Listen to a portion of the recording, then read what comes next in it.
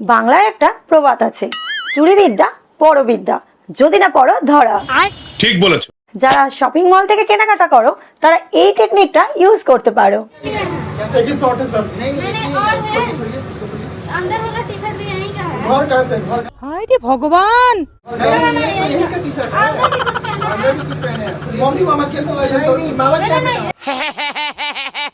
एक minute open कीजिए, open देखते हैं কি মগের মুলুক নাকি? बस यही है नहीं नहीं নিও না বন্ধু, সবশেষে একটা চমক আছে। ये भी तो यही का है এ বাবা রে, আমি কিচ্ছু করিনি।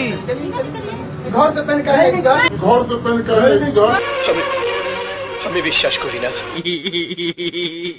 ये आप निकालिए तो आप पसंद से करे ना फ्राई तक आप निकालिए पसंद से करे नहीं ये पसंद से करे भाई ने ये আমি বিশ্বাস করি না।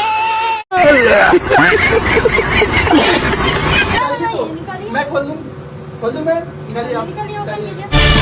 আমি এখন কি করব? বাইন মারছে। निकालिए আরে জিয়া গুরু, ये सब क्या देखना पड़ रहा है?